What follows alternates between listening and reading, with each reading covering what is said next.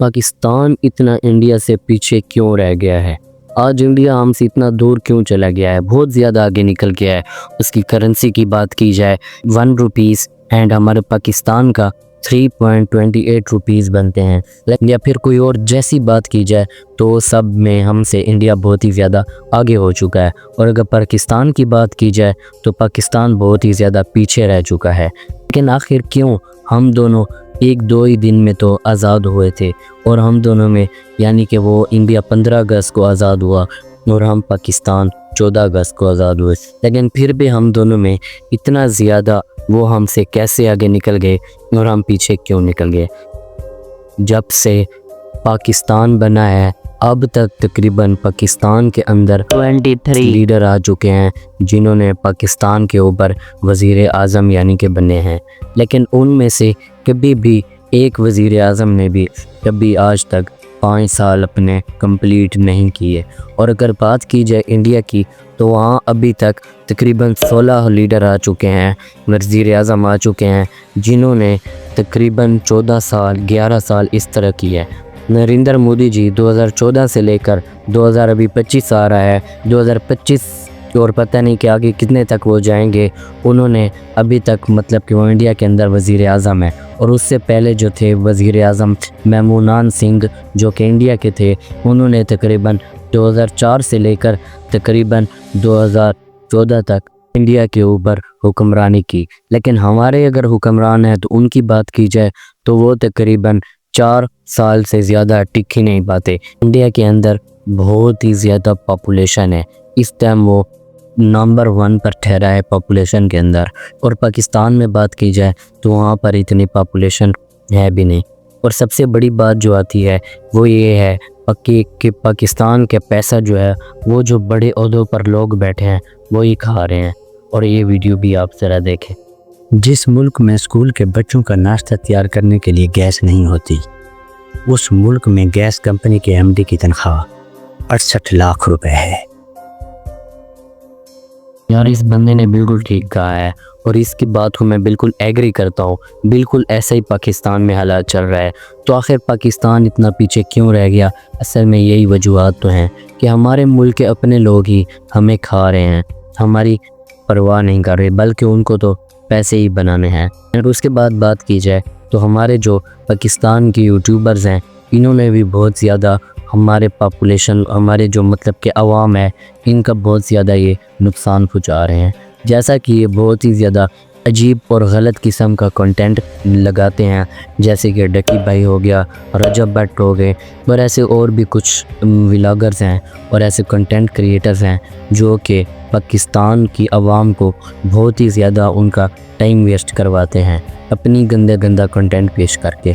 और अगर बात की जाए इंडिया कंटेंट क्रिएटर्स की तो अगर आप उनका कंटेंट देखें, ध्रुव राठी, सोनू शर्मा, संदीप माहेश्वरी और ऐसे बहुत सारे मोटिवेशनल स्पीकर हैं, उनको एक अच्छा सा कंटेंट भी पेश करते हैं। लेकिन नहीं भाई, हमारे पाकिस्तानियों ने तो अपनी फैमिली को ही दिखाना है और हम लोगों का टाइम बर्बाद करना है।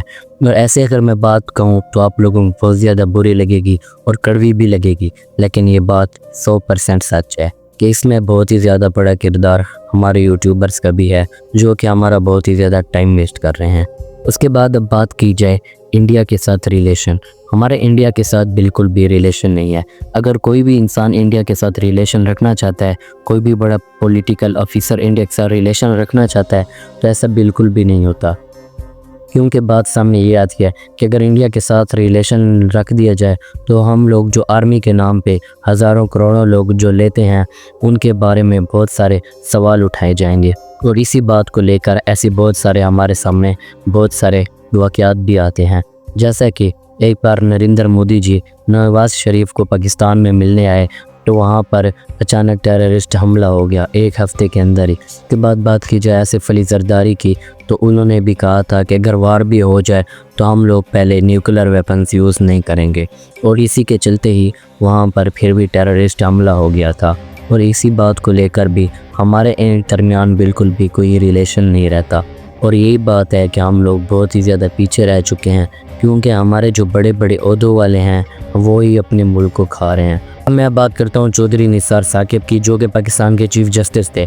انہوں نے ایک ڈیم کے بارے میں ایک فاؤنڈیشن کھولی جس کے اندر آصف اسلم نے بھی بہت ہی زیادہ ڈونیٹ کیا، لیکن اس کے بعد وہ ڈونیشن کوئی بھی نہیں بنائی گئی، وہ ڈیم کا کوئی بھی کام نہیں کیا گیا، اینڈ وہ پیسے کہاں گئے؟ ان کی جیب میں۔ اس کے بعد بات کریں تو ہمارے ایک پی آئی اے صاحب کے سی او تھے جنہوں نے ایک پی آئی اے کا جہاز ہی دوسرے ملک میں جا کر انہوں نے بیچ دیا، اور ہمارا اس میں بہت ہی زیادہ نقصان ہو رہا ہے، خاص کر جو پاکستان کی عوام ہے بہت ہی زیادہ وہ نقصان میں جا رہی ہے، اور جو پاکستان کے بڑے بڑے آفیسرز ہیں، جو بھی جتنی بھی بڑے بڑے عہدوں پر بیٹھے ہیں، وہ تو اپنا مال بہت ہی زیادہ اچھی طرح سے بٹور رہے ہیں، لیکن عوام کے بارے میں کچھ بھی نہیں سوچ رہے۔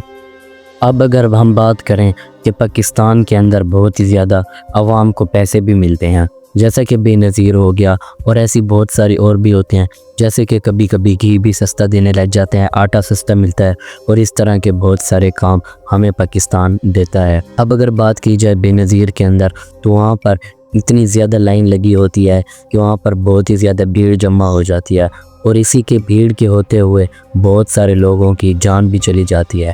اور ایسے گھی کے اندر بھی کچھ ایسا ہی ہوتا ہے، جب بھی کوئی گھی آٹا وغیرہ لینے جاتے ہیں جو سستا ہوتا ہے، تو وہاں پر اتنی زیادہ لائنیں ہوتی ہیں کہ بہت سارے لوگوں کی جانیں بھی چلی جاتی ہیں۔ اور پاکستان بہت ہی زیادہ لون بھی بہت ہی زیادہ لیتا ہے، کیونکہ پاکستان کا اب ایسا بالکل بھی گزارا نہیں چلتا۔ بہت ساری کنٹریز ایسی ہیں جو کہ مطلب کہ آئل سے ان کے پیسے آتے ہیں، آئل کا کاروبار کرتی ہیں، مینوفیکچرنگ کا کاروبار کرتی ہیں، یا پھر ایسی بہت ساری چیزیں ہیں، لیکن پاکستان کے اندر ایسا کوئی بھی نہیں ہے، بلکہ وہ صرف ایڈ اور لون سے ہی لیتے ہیں۔ اور اب بات کی جائے آئی ایم ایف کی، تو اس بار تو آئی ایم ایف بھی پاکستان کو قرض دینے کے لیے تیار نہیں ہے۔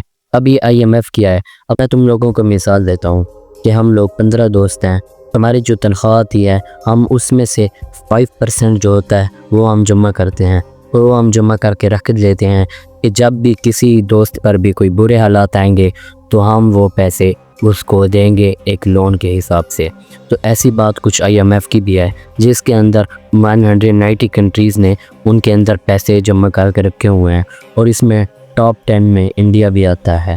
اور یہ آئی ایم ایف بھی اب اس بار پاکستان کو دینے کے لیے تیار نہیں ہے، لیکن آئی ایم ایف بھی جو پیسے دیتا ہے ان کے بہت سارے رولز بھی ہوتے ہیں، جو کہ اس بار پاکستان تو رولز ان کے نہیں کر پا رہا پورے، کیونکہ ان کے رولز بہت ہی زیادہ مشکل ہوتے ہیں، اور اس وجہ سے اب بھی بہت سارے کام ایسے ہیں جو کہ ہمارے لیے بہت ہی زیادہ رکے ہوئے ہیں۔ بس اب اللہ ہی ہمارا مالک ہے پاکستان کو بچانے کے لیے۔ بس ملتے ہیں آپ سے اگلی ویڈیو میں، ہمارے چینل کو بھی سبسکرائب کر لیں، تب تک کے لیے اللہ حافظ۔